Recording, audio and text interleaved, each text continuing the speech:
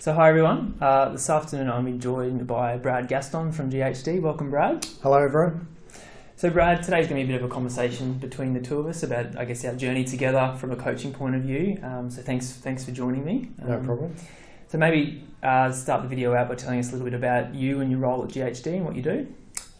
So I have been calling myself a lapsed engineer for a little while, but really that means market leader for property and buildings for South Queensland. So come from an engineering background, but now focusing on business development and winning projects. Okay, and how many people roughly in your team would you look after?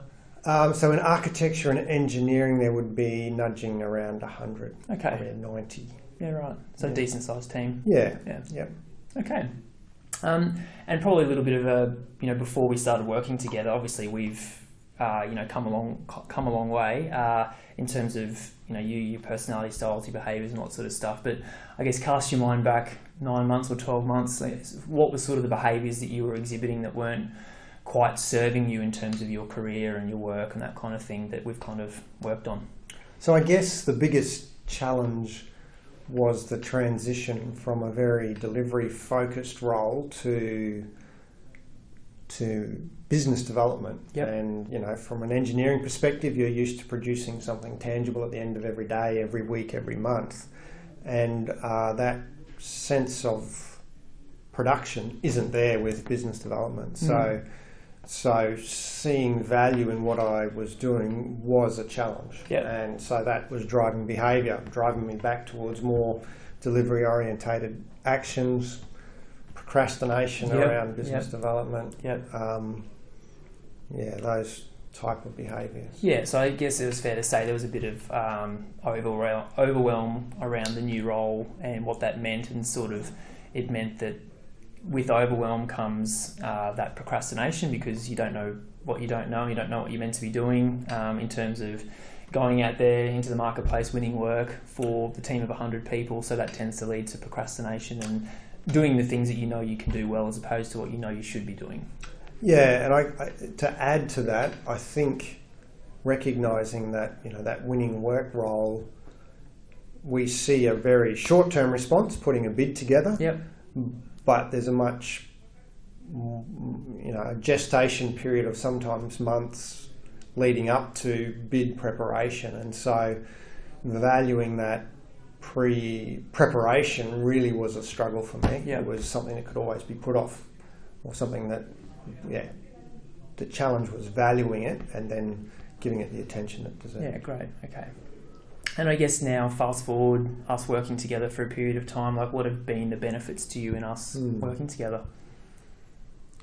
I think, to summarise it in as few words as possible, it would revolve around self-awareness. So to understand what drives my behaviour. So perhaps at an intellectual level, I could recognise that what I was doing was valuable, but then to be able to dip into myself, if you like, and to be able to recognise that there were parts of my personality that were actually almost acting directly against what you wanted achieving good outcomes with respect to business development, with respect to a market leader role. So that understanding of myself, and then of course once you recognise that there's there's a challenge or a problem, you can act on it. Awesome. And how has that led into, leading on, you becoming a better leader? Like you mentioned before, you got a team of about 100 people that kind of report to you. How has that level of self-awareness and realising that you do have some personality blocks and traits that aren't serving you, once you become aware of that, how has allowed you to be a better leader?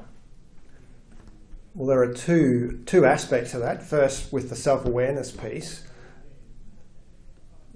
it allows me to recognise what's driving behaviours, and then actually using those behaviours, or using those sort of inbuilt responses and tailoring my work life to capitalise on those behaviours.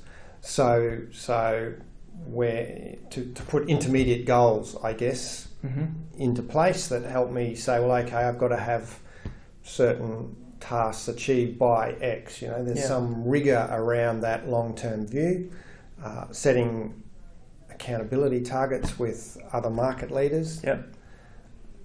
and that opportunity just to springboard, collaborate with other market leaders is a good outcome.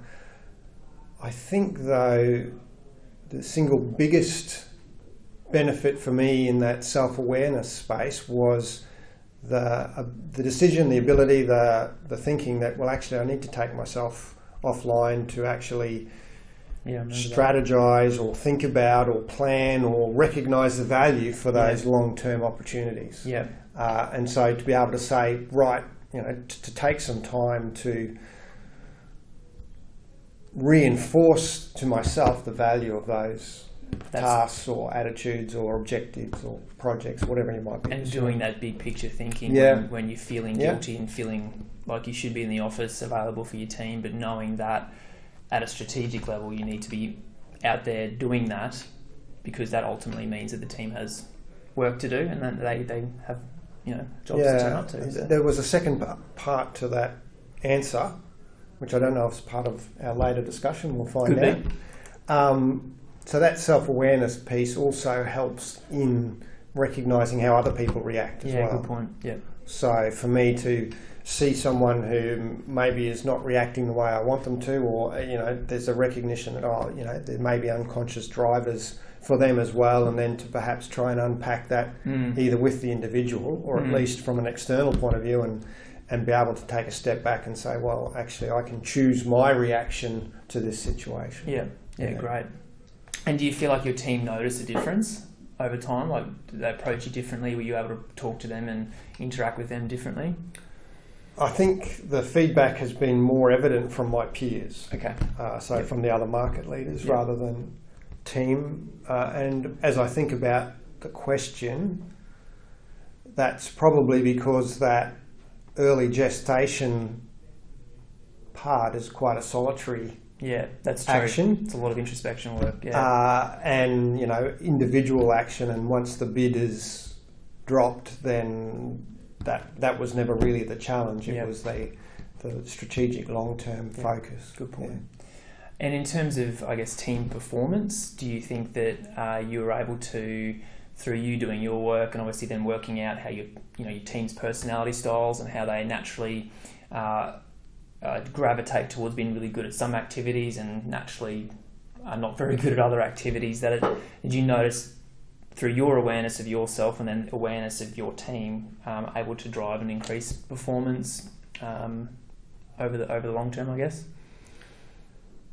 Yes. So I think that's still being played out to some degree. I certainly, in the group situation, have consciously worked on a deliberate reaction rather than instinctive reactions.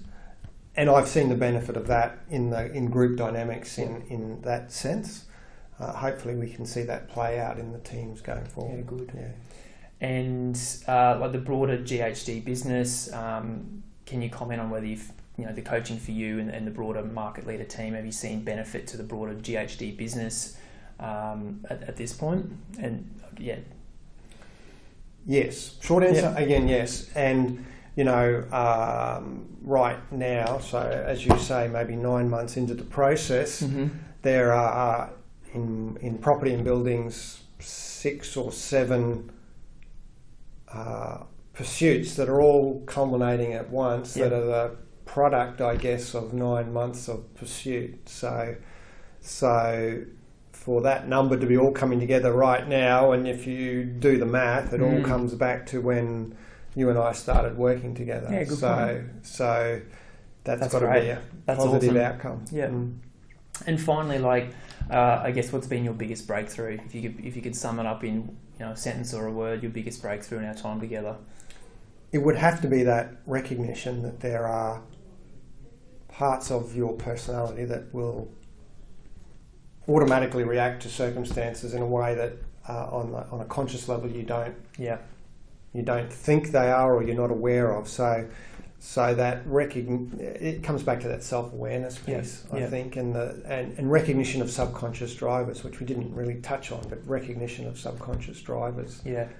And then to understand that you can actually consciously decide how you're going to respond. Yeah, so Brad's talking about that awareness of, in the work that I teach in the coaching work that I do, is we've got our conscious mind, which is like our conscious thoughts, but we've got all of these unconscious behaviours and patterns that are kind of driving the bus, so to speak. And my whole game is getting people aware of those unconscious drivers, and that's been a big thing for Brad. I know, like understanding that I've got all these unconscious part of my personality driving me to do things and pushing me and pulling me in different directions. And the more you can become aware of that, you've got greater choice.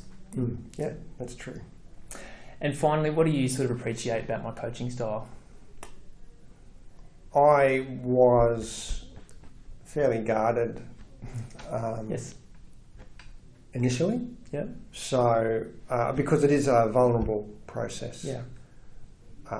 So Josh has proven trustworthy, I guess, in that sense. Yeah. So that allows for deep and honest conversations, which can be quite difficult. Yeah. I couldn't put my finger on the skill that allows Josh to evoke that response, but it's worked for me, and it's been a success. Great. Okay. Well, mate, thank you for your time. It's been a pleasure working with you. And no problem. Here's to many more. Thank you. Thanks, Brad.